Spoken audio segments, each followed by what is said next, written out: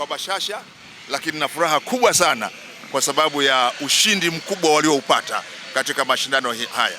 Kwa mara ya kwanza Tanzania katika mashindano ya AFCON tumefikia kwenye 16 bora, na nyota njema huonekana asubuhi.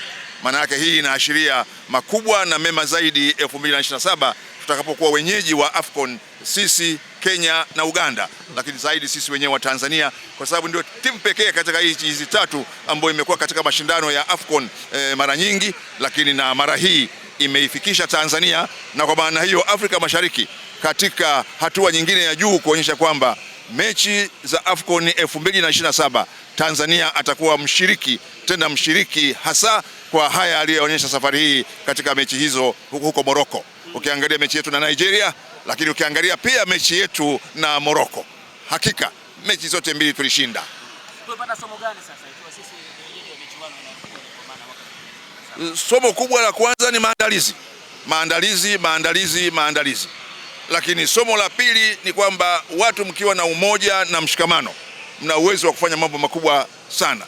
Kwa hiyo katika hali hii ambacho tumejifunza, moja ni maandalizi ya kutosha kuinoa timu, lakini pili mshikamano na umoja wa Watanzania wote kuhakikisha kwamba timu yetu inafanya vizuri. Na ndio maana Mheshimiwa Rais kwa kuona kazi hiyo kubwa ambayo imefanyika, aliamua yeye mwenyewe kuitoa ndege yetu hii ya Rubondo Dreamliner 787 kwenda kule kuwaleta wachezaji wetu, kuonyesha kwamba sisi Watanzania wote tunaungana na Mheshimiwa Rais katika moja, kutambua kazi kubwa ambayo yeye ameifanya, lakini pia kuwapongeza wachezaji wetu, kocha Gamond na timu yote ya ufundi kwamba kazi tuliyoifanya ni kazi nzuri, na sasa Tanzania sio mshiriki katika mashindano haya, ni mshiriki kabisa katika mashindano haya na sio msindikizaji kama ambavyo wengi waliamini.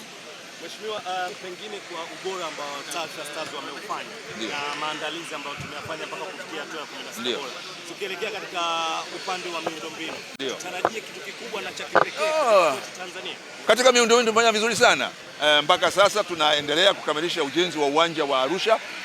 Karibuni tutaanza pia ujenzi wa viwanja vingine vitatu hapa Dar es Salaam vya mazoezi, na tumeanza kujenga uwanja Dodoma. Kwa upande wa miundombinu mpaka sasa tumefanya vizuri sana, na ndio maana sasa pamoja na miundombinu, kazi kubwa ambayo tutaifanya sasa ni kujenga timu ya Watanzania itakayoshiriki katika mechi za AFCON mwaka kesho. Lakini kwa upande wa miundombinu hatuna wasiwasi kabisa. Hivi karibuni tutawalika nyinyi wote kwenda Arusha wakati mwafaka kuona kukamilika kwa ujenzi wa uwanja wa Arusha, lakini pia tutawalika katika matukio ya kuanza ujenzi wa viwanja vya mazoezi, iwe ni Farasi, iwe ni Leaders Club na maeneo mengine. Lakini pia Arusha tutaanza sasa ujenzi wa viwanja vingine vitatu vya mazoezi.